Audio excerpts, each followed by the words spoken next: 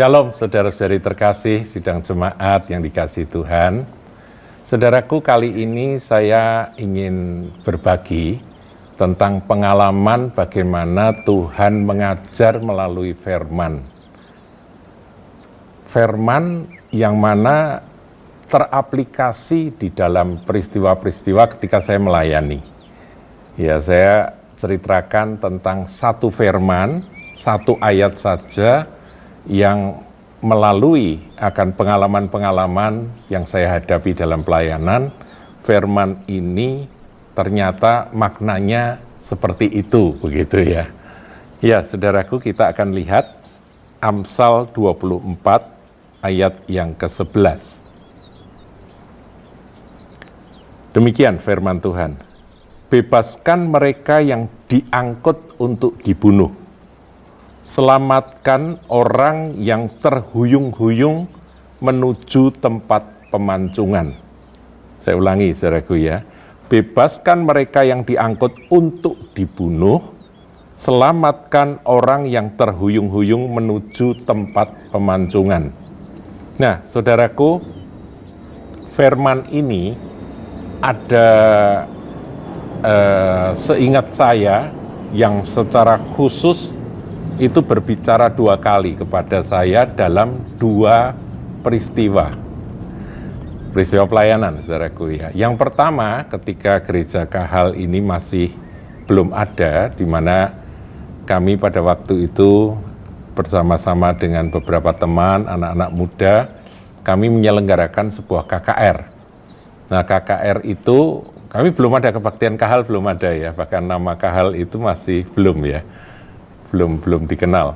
Nah, saudara, pada waktu itu kami menyelenggarakan KKR, dan KKR itu kami buat di sebuah gedung begitu ya. Nah, ketika KKR berlangsung itu saya berdoa, sungguh-sungguh saya berdoa untuk jiwa-jiwa yang kami undang. Jadi pada waktu itu kami kasih judul KKR tersebut Young Generation for Christ atau YG for Christ. Bapak Ibu saudara-saudari yang mengikuti pada waktu itu, ikut berjuang pada waktu itu pasti masih ingat ya. Ada yang masih menyimpan akan undangannya yang warna-warni itu dan dibagikan kepada anak-anak muda.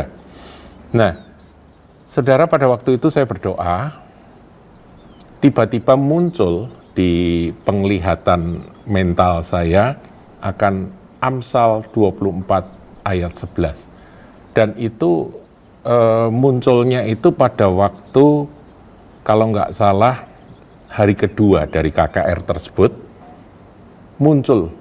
Dan ketika saya buka, saya terkejut sekali. Tuhan, apa artinya ayat ini? Bebaskan mereka yang diangkut untuk dibunuh, selamatkan orang yang terhuyung-huyung menuju tempat pemancingan.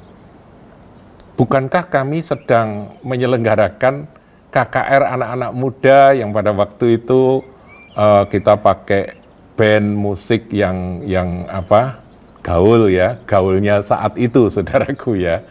Dan anak-anak muda juga senang datang, dipikirnya acara sesama anak-anak muda begitu ya, yang undangannya pun juga menarik karena warna-warni. Mereka nggak tahu bahwa itu adalah sebuah ibadah kebaktian kebangunan rohani.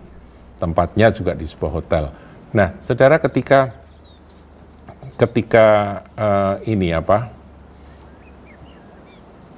acara itu berlangsung, saya masih bertanya-tanya. Dan saya menjadi sangat jelas sekali Roh Kudus mengajar. Yaitu ketika hamba Tuhan, waktu itu Pak Sony Mandagi ya, Pendeta Sony Mandagi yang sekarang ada di Vancouver, Kanada ya, teman kami. Dia bersaksi, berkhotbah dan kemudian mengadakan altar call. Anak-anak muda pada maju ke depan, yaitu pelajar-pelajar ya, anak-anak muda pada maju ke depan, dan saat itu Tuhan berkata, ketahuilah, kamu sedang menggenapkan ayat yang aku berikan kepadamu. Bebaskan mereka yang diangkut untuk dibunuh. Mereka itu sebetulnya sedang diangkut oleh iblis untuk dibunuh. kamu sedang menyelamatkan orang yang terhuyung-huyung menuju tempat pemancingan.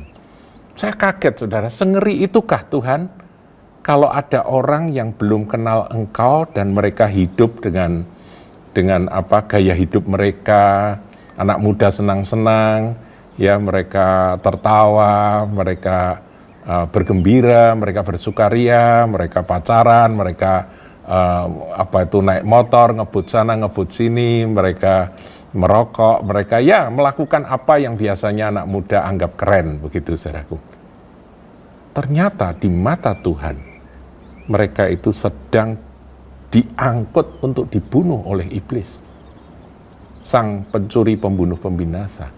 Jiwa mereka terancam, saudara. Kemudian mereka itu sengeri orang yang akan dihukum pancung. Firman ini bicara jelas sekali, karena itu muncul, saudaraku, muncul tulisan itu di penglihatan mental saya, Amsal 24 ayat 11. Waktu saya buka, saya pertama masih nggak ngerti, tapi ketika saya melihat akan serombongan anak-anak muda yang maju ke depan, Tuhan berkata, ini yang aku maksudkan. Bahwa mereka sebetulnya sedang diangkut untuk dibunuh. Mereka sedang terhuyung-huyung menuju tempat pemancingan. Kalau mereka mati, mereka binasa. Dan kamu menyelamatkan mereka. Jadi, saudaraku, ayat ini, makna yang pertama dari pengalaman saya ketika ayat ini berbicara adalah keselamatan bagi jiwa-jiwa yang belum mengenal jalan kebenaran dan hidup di dalam Yesus Kristus Tuhan.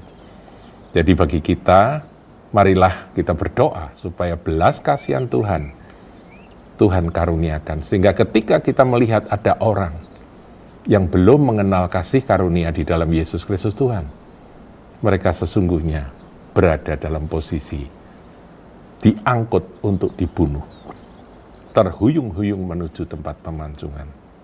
Itu yang Tuhan ajarkan, dan ini gores sekali dalam hati saya, dan saya nggak pernah bisa lupa akan kebenaran makna arti dari firman ini.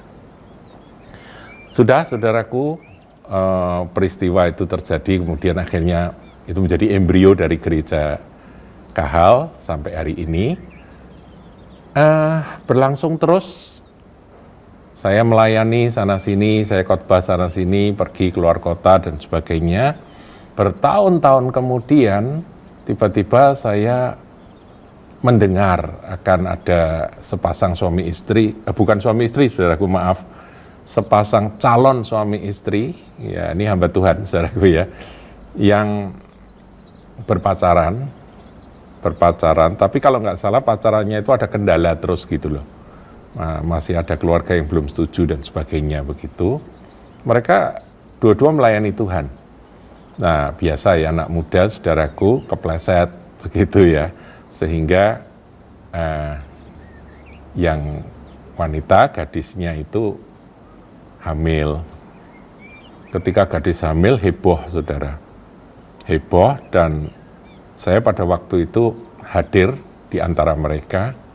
Saya berdoa, Tuhan, berikan firman-Mu untuk aku bisa menasehati. Muncul lagi, saudaraku, Amsal 24 ayat 11. Saya nggak hafal, saya sudah lupa karena sudah terlalu lama ya dari peristiwa yang pertama tadi. Amsal 24 ayat 11. Bebaskan mereka yang diangkut untuk dibunuh, selamatkan orang yang terhuyung-huyung menuju tempat pemancingan. Saya nggak paham, apa hubungannya? Saya ini datang untuk menghibur mereka, menguatkan mereka. Tapi waktu saya sampaikan, saudaraku, waktu firman ini saya sampaikan, saya terus terang berkata, Brur, saya dapat firman ini. Aku nggak ngerti maknanya apa, tapi ini yang aku dapat. Dia kaget sekali, saudaraku. Wajahnya pucat pasi, dan kemudian dia mengaku bahwa saat itu calon istrinya atau pacarnya yang hamil itu tertekan sekali, dan ibunya yang adalah dari keluarga Kristen yang terhormat sangat malu ya dengan peristiwa itu. Ibunya ini seorang yang bergerak dalam bidang medis, saudara. Kalau nggak salah dia paramedis gitu. Nah, dia kasih pil kepada putrinya itu. ini kamu minum ini nanti keluar itu, kehamilanmu itu nanti akan gugur, kamu minum ini. Nah ketika dia megang pil itu, dia bergumul dan sementara bergumul dia sempat cerita pada pacarnya, pada calon suaminya yang mereka berdua ada masalah, saudaraku ya. Dan saat itu saya menyampaikan akan ayat ini dan mereka kaget.